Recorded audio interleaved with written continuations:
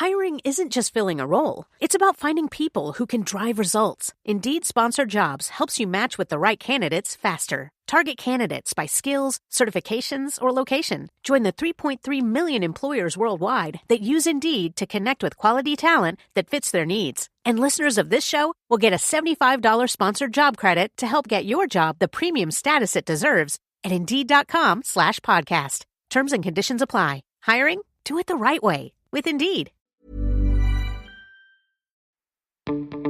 Welcome to the Great Coaches Podcast. To me, being perfect is not about that scoreboard out there.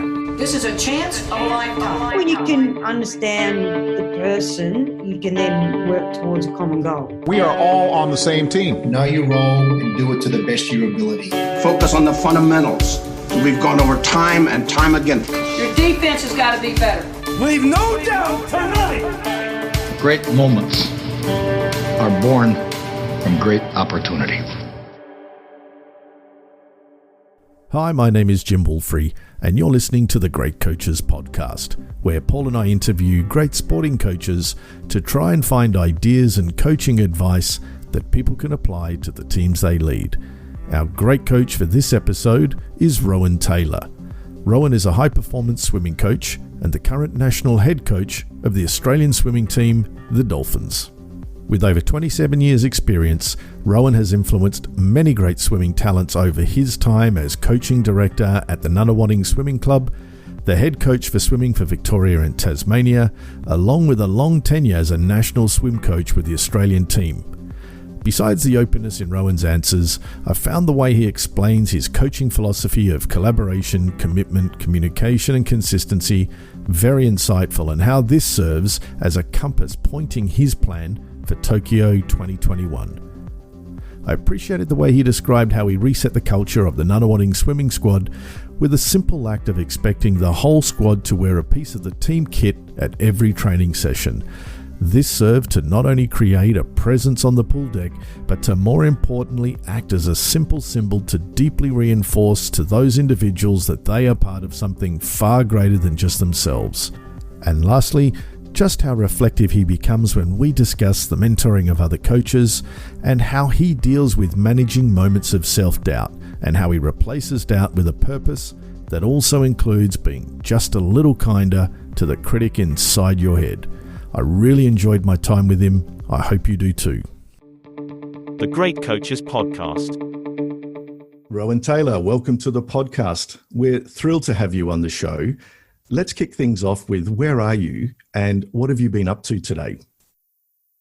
Well, thanks, Jim, for having me. I'm in Melbourne at the moment in stage 4 lockdown, which has been an interesting experience. So my day is pretty conservative.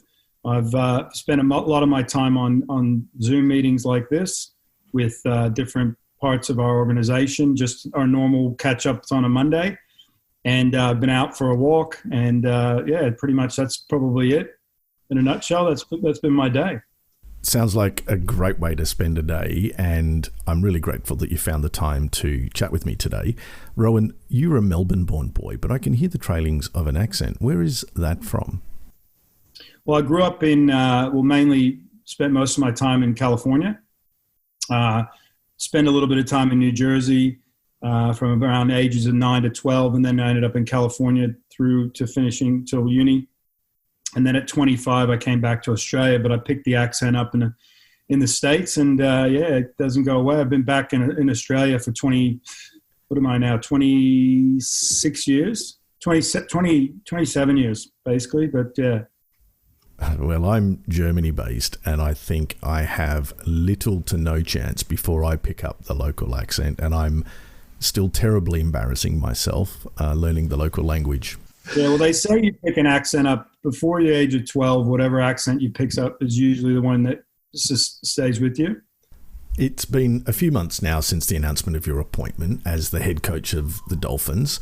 A big congratulations on that. The pre-COVID plan was to transition the head coach responsibilities of the Dolphins using the Tokyo Olympics. With that delayed now to 2021, how has the transition been going? Well, thanks for your congrats. Look, it's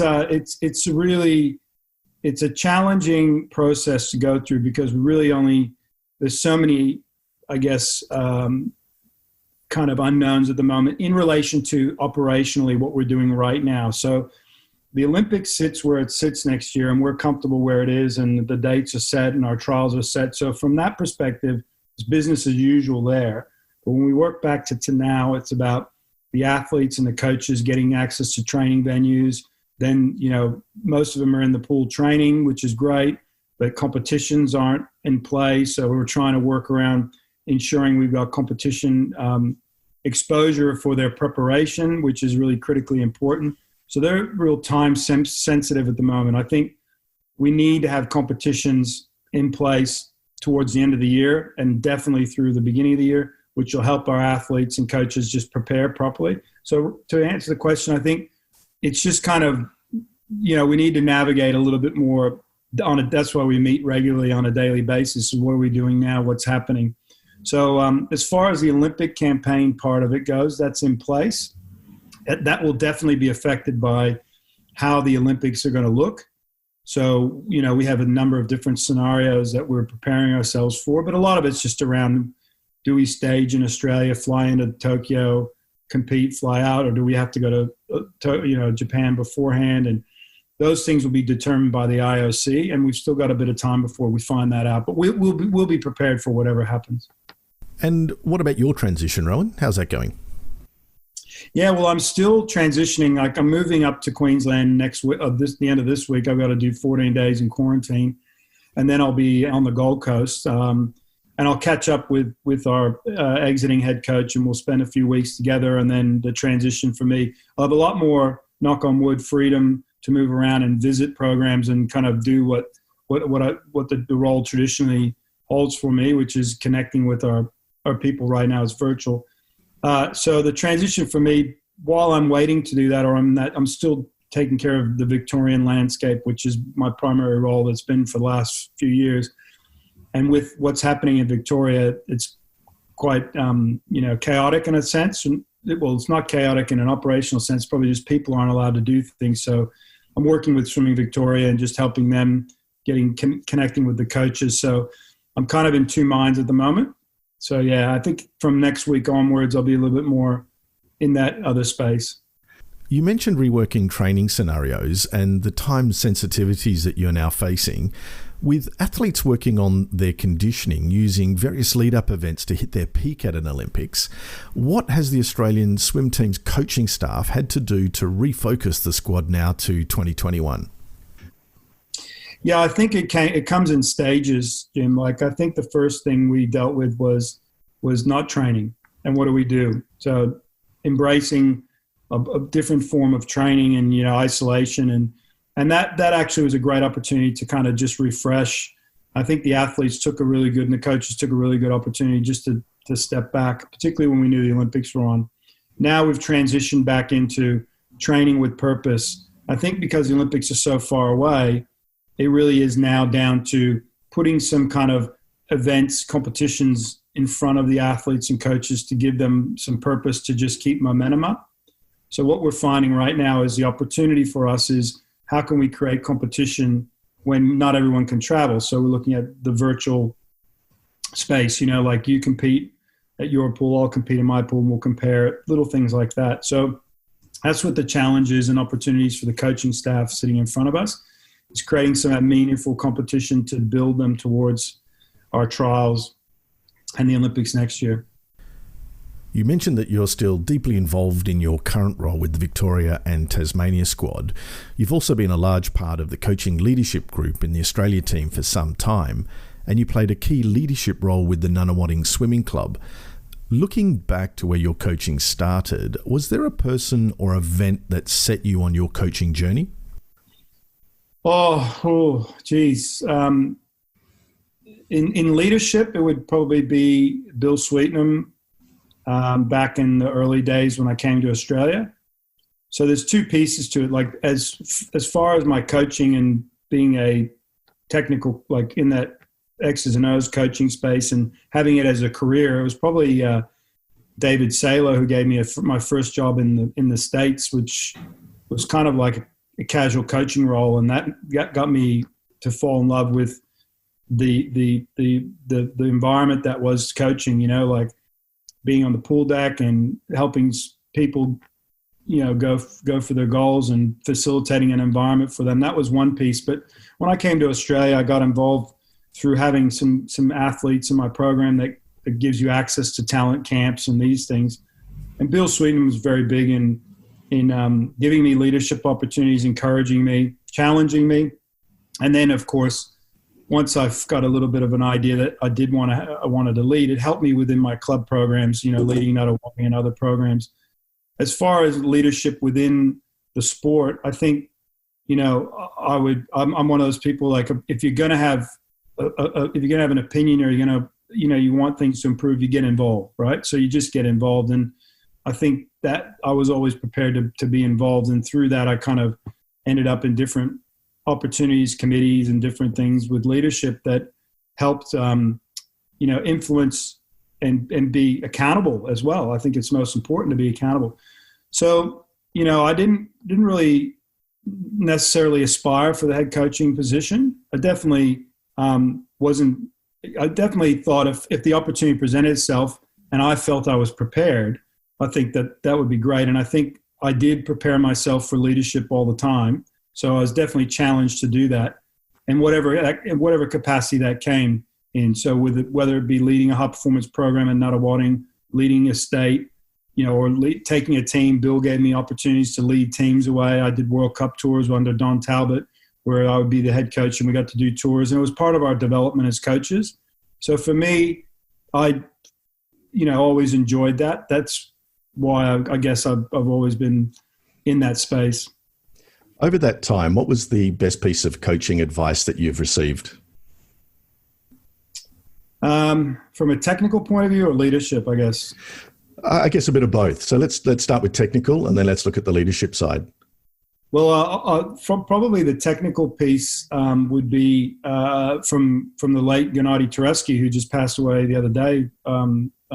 Thinking of him and his family, he took me away on a European tour, Mare Nostrum tour, which we do every year. We were doing quite a lot of it, where Don Talbot got me to travel with him because he was coaching Alexander Popov at the time and Michael Klim, and said Gennady would be really good to kind of share his knowledge with me. And I think at the time I was really trying to find a philosophy around what's my coaching purpose, or when I work with an athlete, what am I trying to achieve? And really what he gave me is the advice around to look at the athlete as an individual, to look at their strengths and weaknesses. Basically, you're trying to develop a program that's going to enhance their strengths and work on their weaknesses, but enhancing their strengths was really important. And not every athlete was the same. So what it made me do is look at my program from a dynamic point of view, that if I had 10 athletes in the pool, I had to be having roughly 10 programs operating within one, which is a very big challenge. But at the same time, it's where you get things more right than wrong. So rather than having 10 athletes in a pool and giving them all one program and hoping it works for them all, it's digging down and saying, well, do you need to do a little bit more dryland training, because that's an area where you need to, get better at, but at the same time you're strong in your kick, so we got to feed your kick, little things like that. He got me to look at it from a very from that perspective, and talk to me about coaching Clemmy and coaching Alex and empowering the athletes. So he was very influential. But what he did do is reinforce a lot of what I was hearing. I just was in a very isolated opportunity with him where it really hit home. So he had a big shift in that space. So for me, that was good. I think recently, probably Lee Nugent,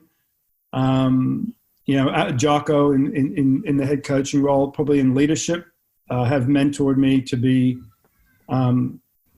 look at mentoring coaches, as in very similar as I did with my athletes. So lining those things up. So being a mentor is not about telling you what I used to do and how good it was. It's me understanding who you are, what your strengths are, what your weaknesses are as a coach, and working to try to provide you with resources and support to enhance what you do.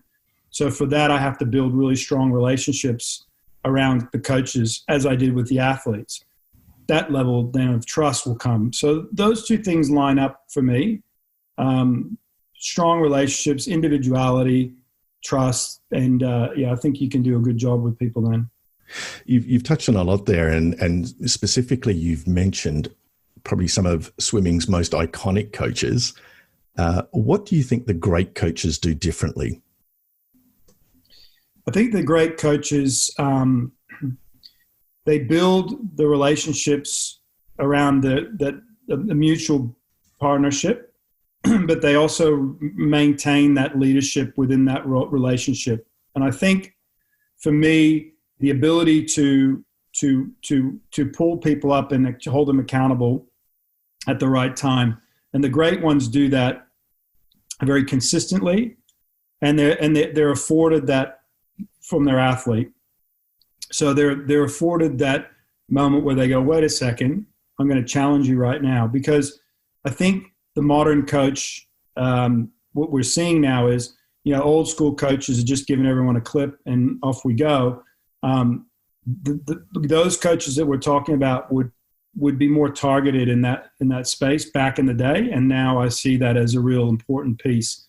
So I think that's the same. Well, I think it's when you're leading any group of people, whether it be athletes or staff, you need to be able to hold people accountable. But to get to that point where you're able to do that, you need to be authentic. You need to have the trust of these people, the relationship. And also, you don't just pull that card out every time you feel like you're not happy. You have to be pretty switched on, emotionally intelligent. So, yeah. So just developing that theme a little further, how would you describe what the role of a coach is? So there's two. So in my capacity now as a head coach, it's to basically create an environment where my coaches and athletes on the team can come together and really operate in their own way within that. So we provide that framework and support around them and facilitate that. So I have to know what their needs are. I have to understand that. I have to be able to bring in expertise, bring in the resources and support it, and really just ensure that environment and standards are high and that everybody within that stays at the high standard. So their behaviors really, because you're bringing together really 10 different coaches, 8 to 10 different coaches that are all leaders on their own right. You're bringing athletes to 40, 40 athletes together who are competitors before they get selected on the team, and now they're teammates as well as competitors. And you need to bring them together and need them to influence each other in a real positive way without getting in each other's way. So, but they're all individuals. This is the key. So they need their individual preparations because that's what's got them there. So for me to impart any sort of, strength around them that says you need to do this, this, and this, what I need to do is say, what do you need? We're going to provide it for you, but understand there are certain requirements in this. It's really about values and behaviors. And, when you get the mix right, it's a great environment. When you get the mix wrong, but that's the risk of bringing, people from outside groups into a group and forming that team for 5 weeks, Jim, that's the key. Now, as a year-round coach, as a high-performance coach, a lot of that exists, but then I'm responsible for driving the individual preparation. So my philosophy was bring in the right people, create the right environment, and ensure that the standards were high. If you walked into Nuttawading, if you ever walk in a Nuttawading pool now, this is something that I brought in, was there, but I really ramped it up, was that if you're not wearing a Nuttawading cap or gear, you're not training. As simple as that. I want you representing the club. So if you walk in now, the coaching staff, everybody, it's real presence. And that's natural now. That's not even, there's nobody's like, it doesn't need to be said. So to me, it's about creating, what does that represent? It represents a unity, represents a high, so your behavior is representative of the other person wearing the Nunna cap, and that wasn't hard to put in place. Young people want to be part of something greater than themselves as teams, and within swimming, it's difficult. So for me as a coach, in an individual coach, the X's and O's of it is really, secondary to the environment which attracts, develops them holistically, and retains them.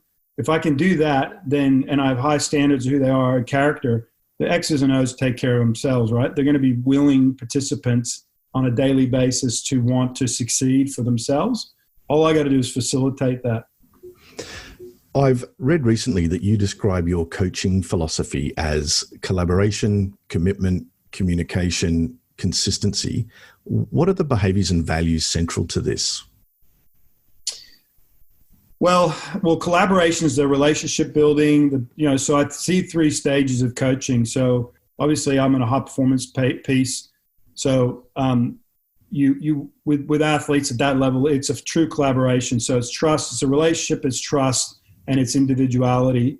So the behaviors around that is that I coach the person in front of me. So the behavior for me is I'm not telling you to do something that someone else needs to do. I prove that through planning and preparation. When you're a young developing athlete, say a 16 to 18-year-old, I call that's what I call negotiated collaboration, right? It's that I'm going to give you 3 choices of a meal: chicken, fish, or meat. Right? Is that right? Yeah, 3. And you're going to pick one. So you get to pick it, but I'm giving you a limited choice because I'm educating you on how to start taking responsibility. But at the same time, you still need guidance. And then obviously young junior athletes, you're educating them and developing them, so you're guiding them a lot more. But where I sit, so that's what collaboration looks like. But as I talk to coaches, I say, you got to develop collaboration. You got to bring them through. Communication, well, again, it's a respectful connection with the athletes. What does it look like? It's respect. It's good morning, how you going? How's your day? Or, good luck, have a good day at school. It's acknowledging each other. It's informing the athletes about what's required. No guesswork, right? No guesswork about that. Like, what's required. And if we have a problem, we can work it out and sit down, or we can negotiate that. Sorry, the consistency. There was one before that. What is commitment? Commitment. Sorry, that is basically starts with me, but that's the standard I set. And so to me, commitments to all of those things, right? So commitment to communicating, commitment to working on what's needed, the commitment, we can easily say commitment to being there on time and being prepared and all those things. But I think for me, it's, Bill used to say to me that you have to be more committed than your athlete. So I always kind of drove myself to that standard, I think that what that looked like to me as a young coach was basically, just always being on pool deck and, like basically committing my whole life to the sport. I think now it's about committing to the relationship with the athlete and what their goal and what their desires are and showing them, but not having to be, the work-life balance comes into it. So that's the key. And consistency, I'd say the most important thing for me, the consistency and what that looks like is that, what you know me, you know what you're going to get with me, and I'm not going to be up and down with myself and the way we interact in a way where you're just not sure what's happening. Or chop and change things. See coaches constantly changing things without letting the athletes know what the purpose behind it is. I think with consistency, it's just about being that authentic person. What I look for with the athletes is the consistency of their efforts. So they got to see me as a consistent person. Like, they're not coming on the pool deck going, oh, is he in a good mood today or is he in a bad mood? What's going to happen? They come on, and whether I'm in a good or bad mood, they're going to get a pretty consistent type of behavior from me. That's been a long journey to get there. Now, those things that those things I mentioned they're where I'm at today, and they're what I look back on and say, these are the things that gave me, I feel were representative in my environment when I succeed, when I have success, and not scoreboard success. That's maybe part of it. But, in the 8 years I was at Nuttawading, I had athletes stay in the program probably beyond their performance years because they just really enjoyed being a part of the team.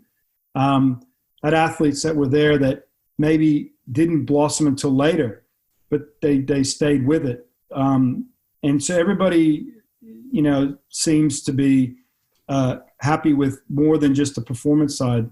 And I look back and say, well, what was going on then? What were the things? And that's probably where I come up with those four key points. Thank you for sharing those, Rohan. Each of them very powerful in their own right. I'd like to drill into the point you made about, as a coach, being aware of where an athlete is along their own journey and the success that you have had here as well. You are known for coaching and guiding breaststroke's Liesl Jones, who over her career won 7 world titles and 9 Olympic medals. How does a coach look beyond the time on a stopwatch to see such potential? Well, it's an interesting one because our sport is driven by scoreboard performances and recognition. So it's very easy to get caught up in the watch, as you said. And I think I wrestle with that with coaches a lot because I feel like they look past that when the athlete does perform well, what is happening within the athlete's world and how you're interacting. And a lot of it's connected to how they feel about themselves and how they're the interests outside. If we start focusing more on performance, they become more focused on performance. It becomes a little bit too narrow. So for me, it's about, again, getting back to, you're interested in the individual, in who they are and what they're about and where they're going, and they're talented. You're not putting talent into them. My job is to make them enjoy coming to training and work hard, and the performances will take care of themselves. But sometimes that you have to make concessions at times where they're just not prepared to go to the wall because something's going on in their life that is affecting them. And so you have to kind of balance like the push for talent, like the push for performance, to say, I'm going to have to take a little time with this person because I know they're talented. And if I can get them on the blocks when they're happy, they're usually going to swim well. And so that's the challenge. And so when you see a talented athlete, like I said, all of a sudden people like me now come along and say, oh, hey, I see you got a swimmer who just won a medal. Like I want to invite you to this camp, and I want to invite you, and the coach all of a sudden gets recognition, the athlete gets recognition. So again, you're feeding that performance piece. But what we need to do and what we're trying to do here is, I'll just try to take it off another subject for a second, but what we're really looking to do is develop the coaching skills to understand that you got to develop the person parallel with the performer, because if you do that, you're going to have that talent with you a lot longer, and that talent's going to stay in our sport a lot longer. Rohan, could you elaborate a little on the development theme and the importance of how mental development is evolving the role of a coach in swimming? Well, it's very important. I think one, for your own self, as far as your own ability to stay, I guess, what I call a learner, what I call a growth mindset. We've all heard this. That's really critically important. So, you need to be open to improving on what you were probably good at instinctively. And we talked about reflection, and reflection, wisdom comes from reflection. And, coaches have to be willing to reflect, not for the purpose of looking for what didn't go well, but also looking for what did go well, and then moving that forward. So then if I'm going to translate to development of an athlete's skill set, which is what you want to do, I've got to have a pretty good understanding of that. And then I've got to put it this way, if I feel the athlete needs somebody on an expert level a bit beyond me, I've still got to be a part of that partnership. I think what coaches have made, and I'm generalizing here, by the way, but the mistake that you can make sometimes is you just hand them over to somebody and say, develop their mental skills, and and you don't get involved yourself. I'm a big believer you need to be involved yourself. So if you're a performance psychologist working with my athlete, I want you working with me as well, because I may be contributing to inhibiting that athlete, or I may, if I know certain things that I can help within the environment to enhance it. The biggest thing we talk about is the practical exposure to pressure. So, no one can replicate an Olympic final. That pressure you can't replicate. But how do you prepare people to stay focused and in the moment, in that environment? Well, you got to replicate these situations in training, unless I'm aware of that. So, if you're got an athlete like, Liesel's a good example. I'll give you an example. Liesel, when she come to start training with me, really didn't like competing unless she felt really good. And not a lot. And by the way, 99.9% of athletes are like that. So not unique. But what I felt is that we needed to put her into more competitive racing situations, regardless whether she, and get her to just execute. So we went to Europe and spent time racing in Europe. And it was just getting her conditioned to being able to just be more automated. And that's something that I've done with a lot of my athletes. But in this particular case, I think it really came to fruition in Beijing for her. I think she was able to just be in the moment and execute.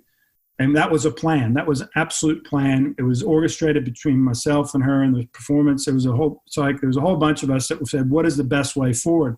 So I think as a coach, you need to have that skill set for yourself, recognize it, bring in and be part of the process. Yeah, the connectivity between coaches and athletes must be so important and critical in that situation.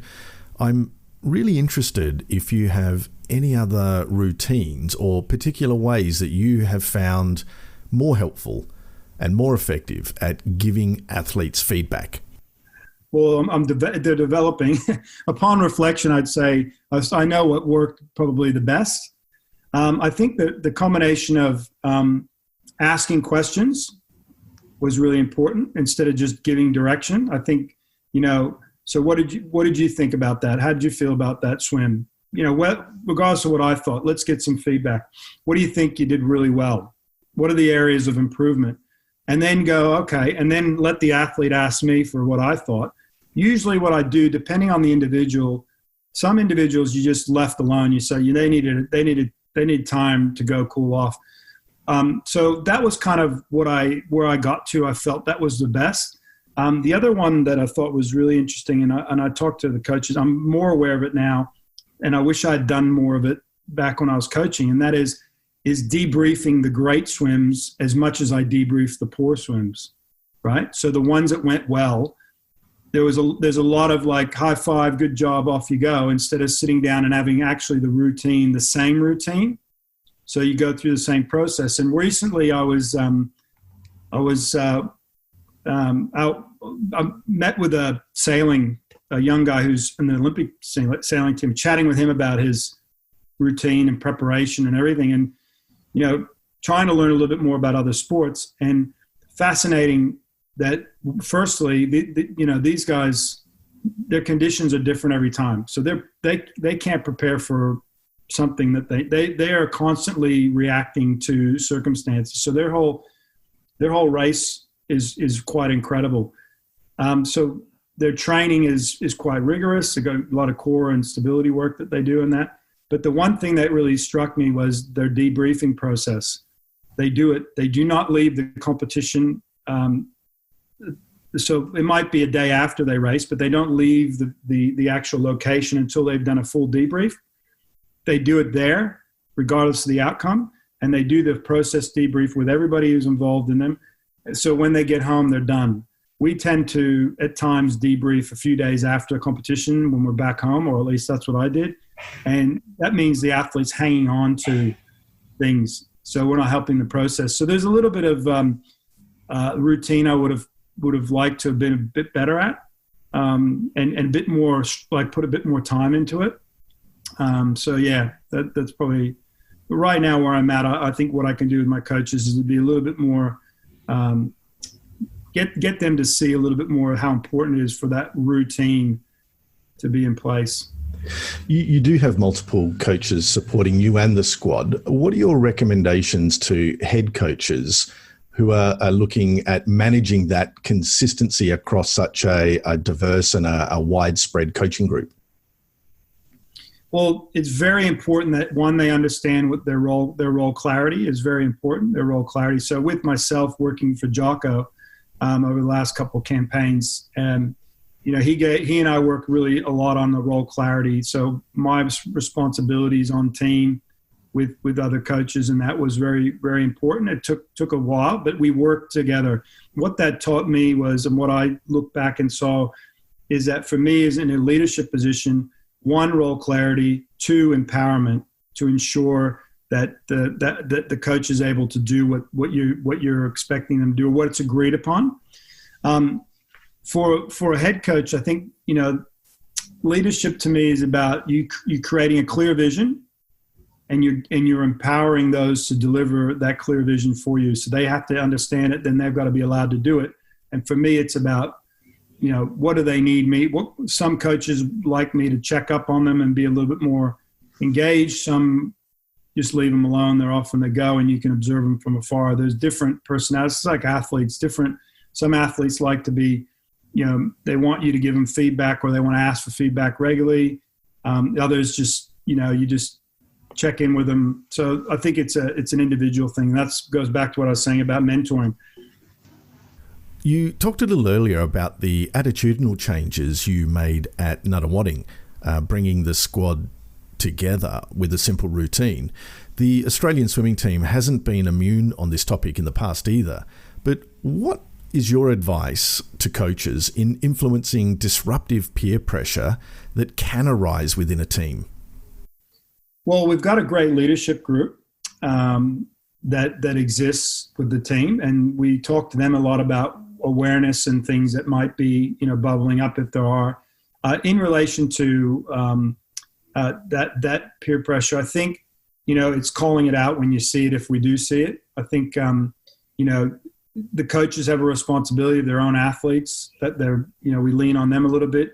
We hadn't had much of an issue at all. And I think it's because we've got really, like my athletes from, say, Nana, who would go onto the national team, were coming from an environment that really didn't tolerate. Again, I never, saw anything, but if I did, if I were to, in the early days, you just pull them up, call them out. And look, it's like anything. If an athlete sees somebody getting called out for a behavior, most of them will go, well, I don't really want to get it to be put in that position, so that takes care of it. I think that's kind of what we like to do, and how you call them out sometimes isn't necessarily giving them a spray or anything. It's the individual. It's pulling them aside, say, are you aware of this?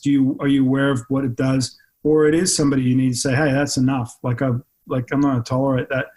So I think we've got enough leadership within the group, but definitely in the athletes. They're a very good athlete group who won't tolerate that either. So there's a good community there.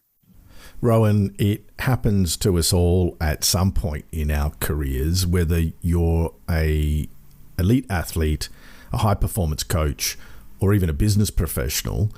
But I'm really interested to hear your top tips in dealing with self-doubt. Ooh, well, self-doubt is, I think, an ever-existing thing that we as human beings have, particularly when you're venturing into areas where you're accountable, or you're, whether you're accountable for leadership or accountable for your performance or whatever. For me, I think I use the reflection piece again. I look back and say, to give myself confidence, what's my track record in this space? So getting an awareness of that, but also when I have been successful, or I have been able to achieve, what were the circumstances? What were the key pieces that were existing to ensure that I have those with me now? And so I don't try to do too much beyond what I'm capable of. So I kind of limit my expectations, but I have a purpose. So I replace it with a purpose, and that purpose is to deliver on whatever I've committed myself to. And I guess the critic inside our head, I try to be a little bit kinder to myself when that critic wants to tell me I could have done a little bit better. I accept it and say, yeah, okay, fair enough, but move on. So reflect, look at my past track record, and understand what was in place, and how that really helped me. Yeah, look, I couldn't agree more. I think we could all be a little kinder on ourselves sometimes with our criticisms. But I'm really interested if you have any other particular resources that you have found helpful as a coach. For me, the resources I find helpful are my sphere of influence, the people I surround myself with. what I would say is the people I go to tell me what I need to hear, not what I want to hear. So they're the people that I know I can call and they'll give me feedback that is helpful to, they understand what I'm trying to achieve. So that's probably my most important resource.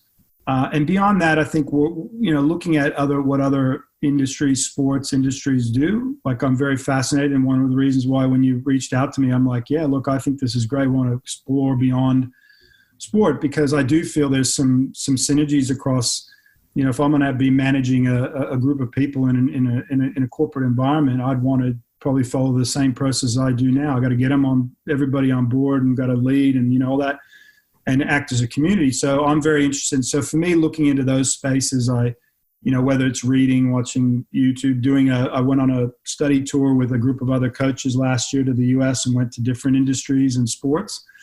And we went there with a purpose that was to look at how other sports and other industries created high performance environments to enhance either a product or an athlete. So that was really the key purpose. And we went to Google X, went to Halos Neuroscience. So these are a bit of the industry. Went to, did Cirque du Soleil, went to some basketball teams and football teams and UFC, and went to a bit of sport. But we did get a little bit of industry in there that was interesting. And it was fascinating. But those things really, those are resources to me, because a lot of times they just reiterate what I feel is right. Rohan, this is my last question today. On your appointment as head coach of the Dolphins, it was Liesl actually that commented, with Rohan, I don't know how he does it, but he just knows the right buttons to push for every person. He is really knowledgeable. He's really personable. He loves the athletes. He knows what makes a great athlete, and he thinks outside of the box. What legacy do you believe you are leaving as a coach? Well, that was a pretty nice statement there.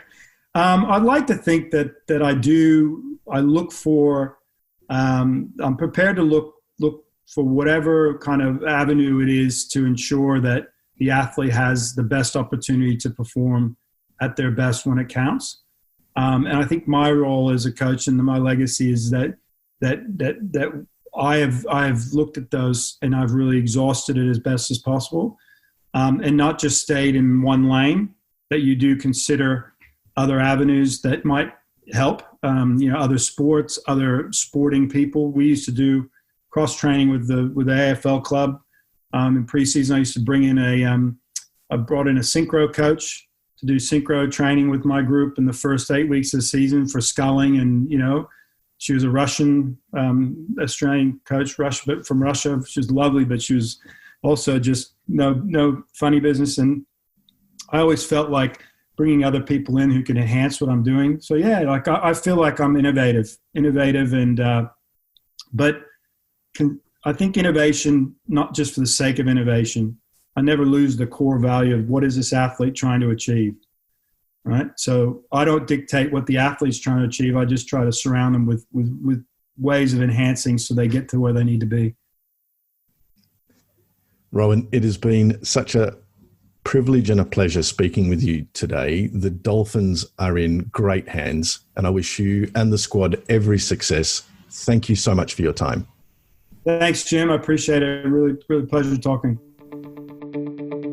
The Great Coaches Podcast. Hi everyone, it's Paul here, and you have been listening to our discussion with Rohan Taylor, the coach of the Australian swimming team, also known as the Dolphins.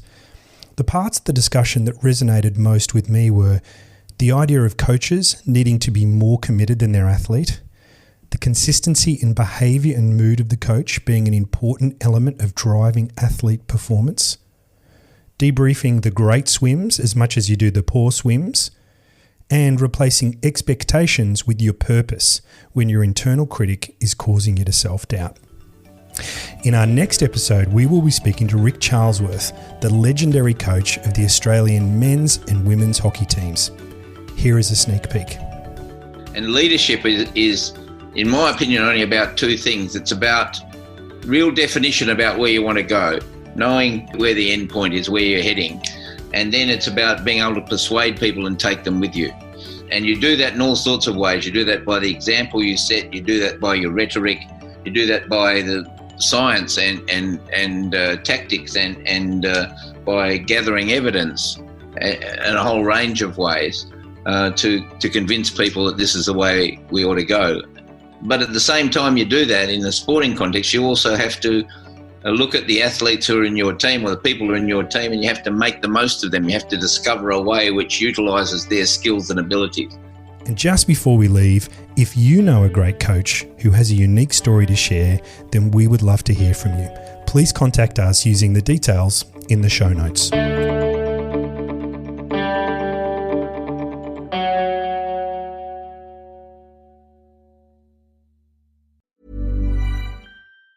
If you're listening to this, you're ready.